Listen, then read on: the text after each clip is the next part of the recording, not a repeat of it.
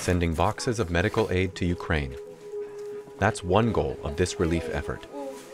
The other is to rescue as many refugees as possible. Wilma Peters is driving with her convoy. From the eastern German town of Frankfurt an der Oder across Poland to Przemysl on the Ukrainian border. It's a private initiative without the backing of any large aid organizations.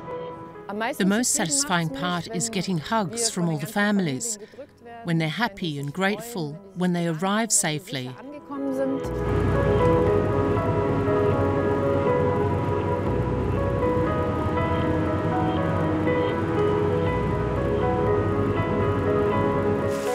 Adult diapers, great.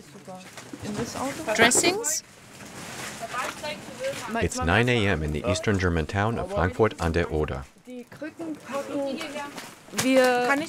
Wilma Peters' convoy is almost ready to go. There are 4 vans full of medical products, all donated. They're about to travel 1,600 kilometers in 2 days.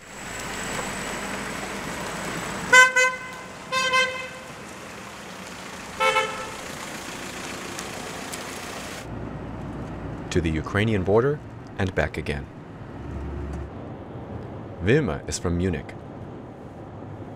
Usually, she works as a tour manager for musicians, but since the beginning of the war, she's thrown herself into humanitarian work.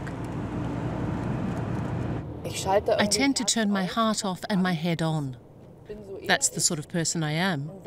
Then a few weeks later it starts to sink in. Of course, it's not as though the sight of the children just washes over me. But then it's not, the poor child needs sympathy. It's, okay, let's get the child out of there. The drivers are volunteers from all over Germany.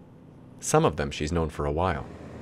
Others have gotten in touch, especially just to join the convoy. They couldn't just stand by and watch what was happening in Ukraine. Armin is from Cologne.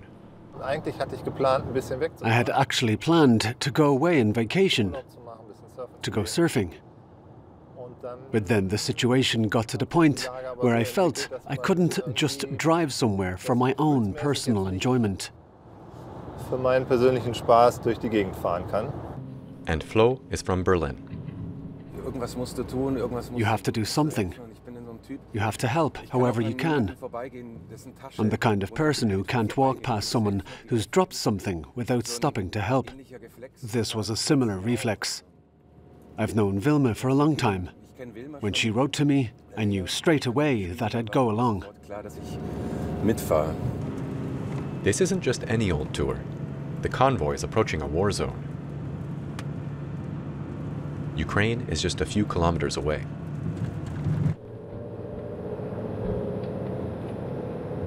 It's not fear.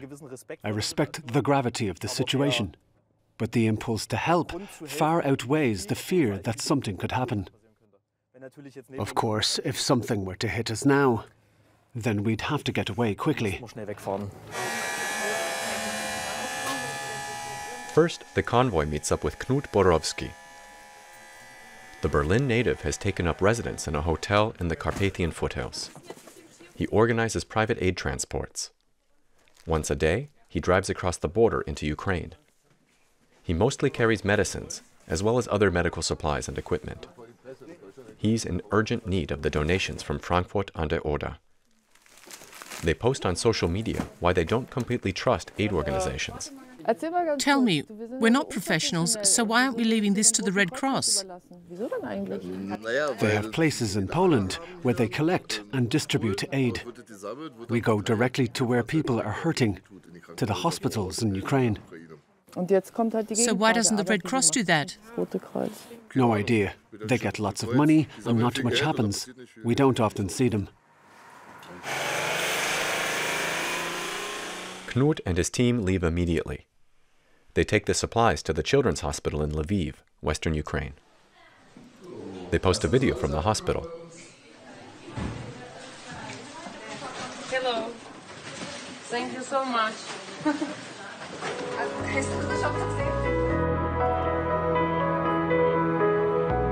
Now comes the most difficult task for the convoy of German volunteers: picking up refugees who want to get to Germany.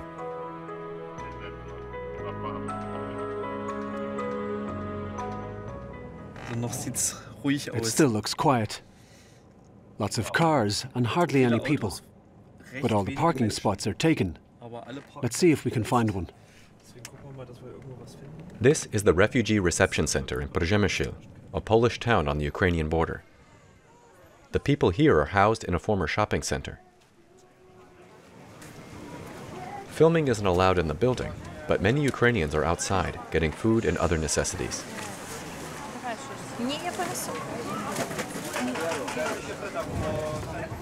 Anyone leaving the country must register.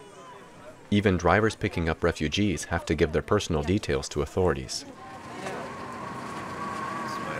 The rules are designed to prevent human trafficking.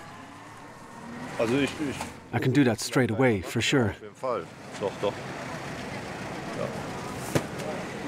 The convoy has 20 seats available. At the reception center, Armin asks how many of the refugees want to go to Germany. But he's disappointed by what he hears. The way things stand, no one wants to go to Germany with us right now, because people are unsure whether it's a good idea, and whether the accommodation we can offer for 1 or 2 days is what they need. Now we'll have to wait. And we'll have to weigh up how long we can wait before we have to go back.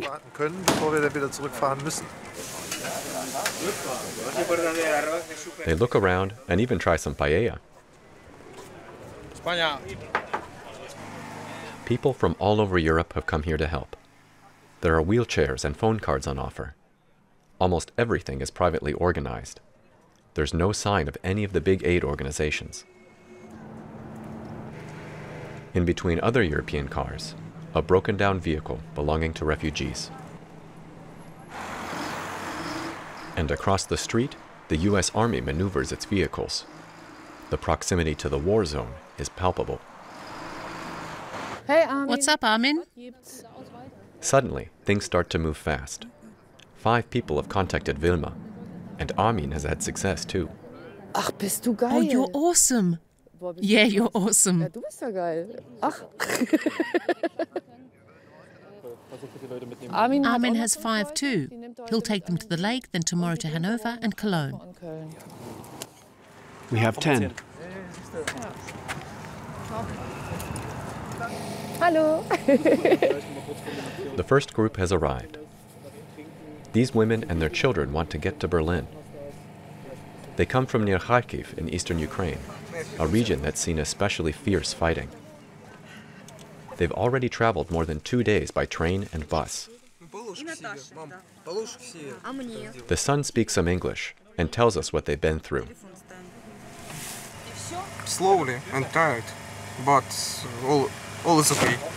In our town was a bombs in the center.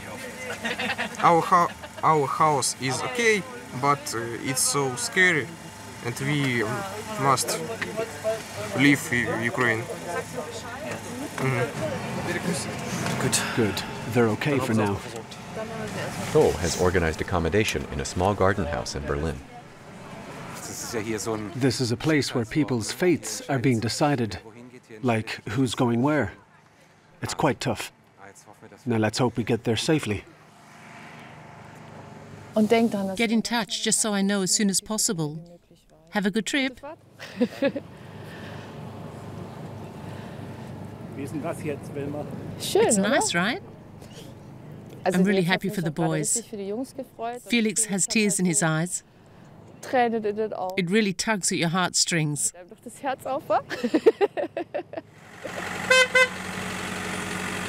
The refugees now face a 10-hour drive. The border is open to them. They're allowed to stay in Germany for 3 years, including access to work and schooling. It's late afternoon, and the second group of refugees is here. They're all women and girls. Alina ran a beauty salon. She fled with her mother-in-law. I and my mom from Odessa, the girls from the Kharkov.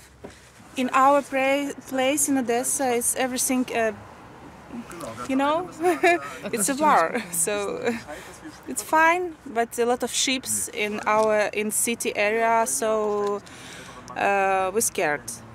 They said that Kharkov, the city Kharkov, is destroyed totally. A lot of civil people die in their homes, in the basements. For now, they've escaped the horrors of war. But there's concern for the men these women have left behind. They're still in Ukraine, helping to defend their country. She decided to leave, but their husbands and all in Ukraine. My husband too in Ukraine, mom's husband too in Ukraine. And we decided to go and be safe. I don't know. Armin is happy to have found a group to take back. We can get going now. Of course, it feels better not to drive back empty.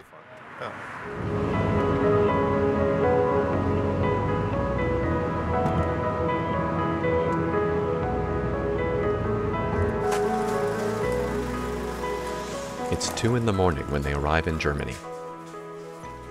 Their hosts have set the table for a friendly welcome. Their first accommodation is for one night at a vacation cabin by a lake. Everything has gone well. We've arrived.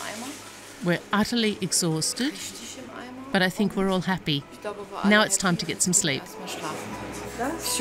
Everything is so wonderful. Thank you so much.